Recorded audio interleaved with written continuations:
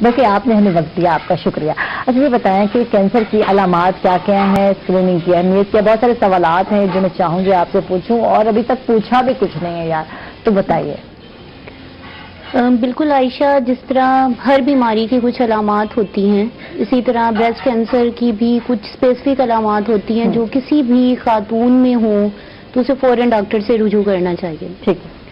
ان علامات کے لیے سب سے جو ضروری چیز ہے وہ یہ ہے کہ خواتین کو سب سے پہلے یہ پتہ ہونا چاہیے کہ ان کی نارمل بریسٹ کس طرح کی نظر آتی ہے۔ ٹھیک ہے، یعنی ساخت کی بات ہو رہی ہے، ساخت کی، بالکل اسی طرح کہ انہیں پتہ ہونا چاہیے کہ وہ اپنا ایگزامینیشن کریں، انہیں نارمل بریسٹ جو ان کا ہے اس کے بارے میں پتہ ہونا چاہیے۔ ٹھیک ہے۔ اگر ان میں کوئی بھی تبدیلی انہیں چاہے وہ غیر معمولی چھوٹی سی بھی کیوں نہ ہو، انہیں فوراً ڈاکٹر کے طرف رجوع کرنا چاہیے۔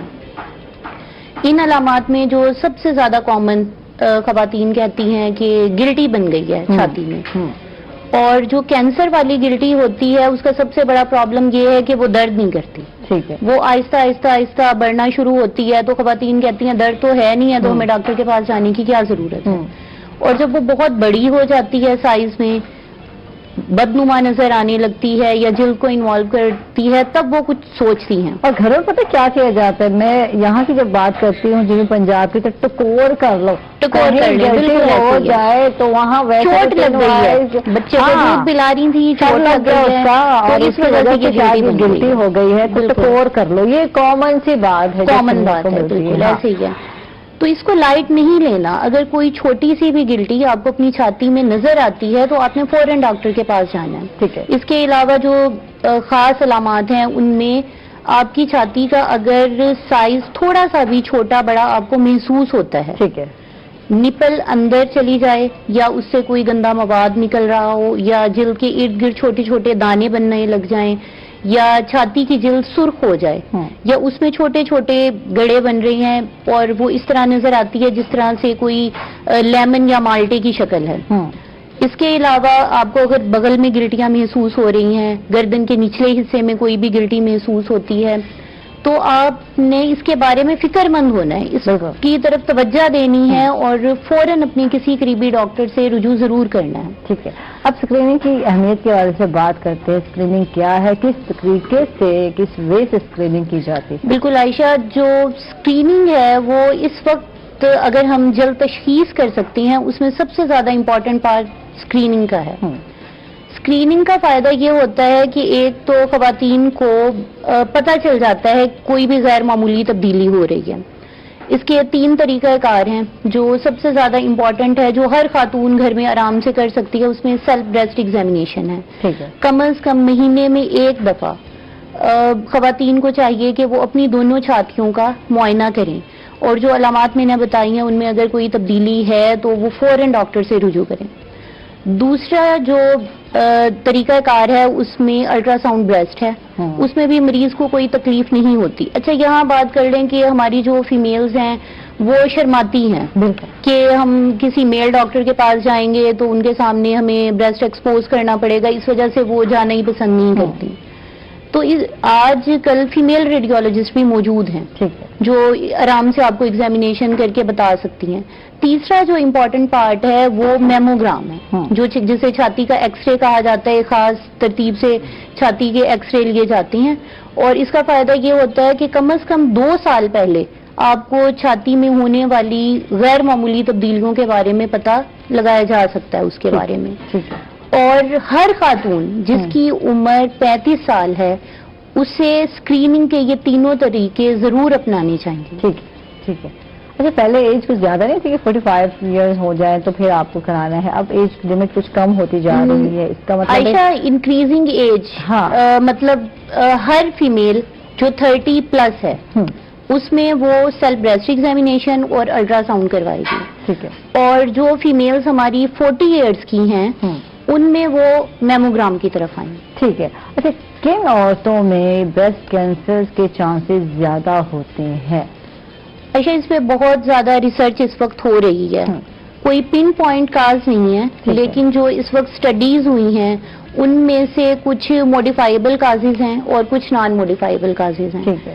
اب موڈیفائیبل اور نان موڈیفائیبل میں ہم ایسے فرق کر لیں کہ نان موڈیفائیبل کازز وہ ہیں جو ہمارے ہاتھ میں نہیں ہیں. ٹھیک ہے. اکثر کہا جاتا ہے جو مائیں بچوں کو دودھ نہیں پلاتی اور جو ہے فیڈنگ کرانا، ماں کا فیڈنگ کرانا بہت ضروری ہے. بالکل ایسے ہی ہے، بالکل یہ ایسے ہی ایک کاز بھی بنتی ہے اور اکثر کہا جاتا ہے یا وہ جو جن کے ویٹ بڑھ رہے ہوتے ہیں خواتین یا چربی آ رہی تو ان میں بھی یہ بالکل عائشہ میں یہی بات کر رہی ہوں کہ جو موڈیفائیبل کازز ہیں ہمارے، ان میں جو سب سے زیادہ امپورٹنٹ ہے ہمارا فیمیل ہونا. ٹھیک ہے. ہم اس کو بدل نہیں سکتے. یہ نان موڈیفائیبل کاز ہے. انکریزنگ ایج، جو خواتین 30 سال سے زیادہ کی عمر میں ان میں بریسٹ کینسر کے چانسز بڑھ رہی ہیں، یا وہ خواتین جن کی والدہ، بہن، نانی، دادی، پھپھو کسی کو بھی کینسر کی شکایت رہی ہو، ان میں بریسٹ کینسر ہونے کے چانسز ہیں. یا بچپن میں کسی وجہ سے شوائیں لگی ہوں یا انہیں ایک چھاتی کا کینسر ہو چکا ہو تو دوسری چھاتی میں ہونے کے چانسز ہیں. جیسے ابھی آپ بات کر رہی تھی اوبیسٹی کی اور بریسٹ فیڈنگ کی، یہ ہمارے کازز آ جاتے ہیں نان موڈیفائیبل میں، مطلب یہ ہمارے ہاتھ میں ہے، ہم انہیں بدل سکتے ہیں.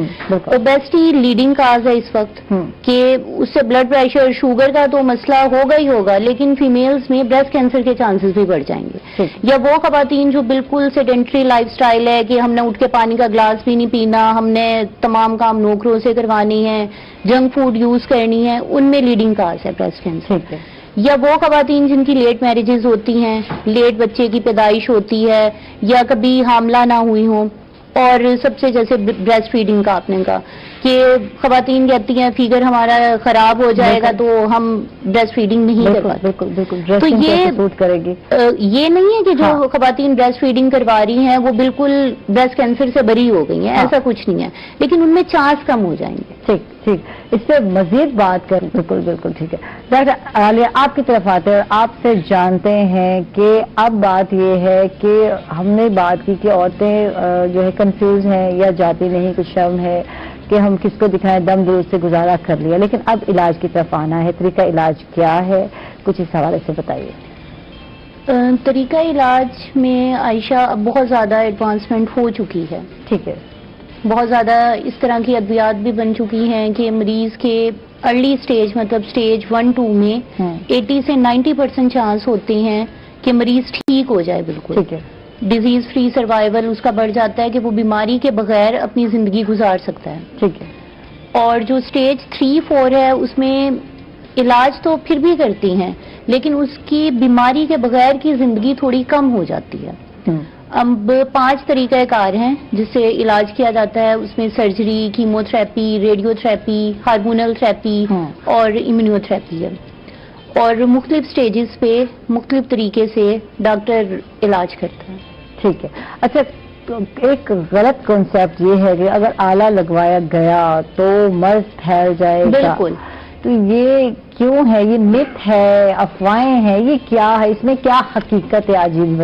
بالکل اسی طرح عائشہ کے خواتین ہمارے پاس آتی ہیں اور وہ اگر علاج کروانا بھی چاہ رہی ہیں تو ان کے گھر والے نہیں مانتے کہ اگر آپ نے سوئی لگوا لی یا آلہ لگوا لیا تو یہ مرض پھیل جائے گا. اور یہ زیادہ تر ہمارے جو لوئر ایریا ہے، دیہاتی علاقہ ہے، ادھر زیادہ ہے. بیاپسی کہتے ہیں نا، یا نیٹروکٹ بایوپسی کروا لی تو پھیل جائے گا یا آپریٹ کروا لیا تو پھیل جائے گا. یہ بالکل غلط مت ہے، ایسا کچھ بھی نہیں ہوتا. اب یہ غلط مثال بنا لی ہے کہ اگر ایک مریض آپ کے پاس بہت بڑے پھوڑے کے ساتھ آئے اور اس کی ہڈیوں میں، پھیپھڑوں میں، جگر میں بیماری پھیلی ہوئی ہے اور اگر ڈاکٹر اس کی بایوپسی لیتا ہے تو مریض کی زندگی ویسے ہی 4 سے 6 مہینے رہ جاتی ہے.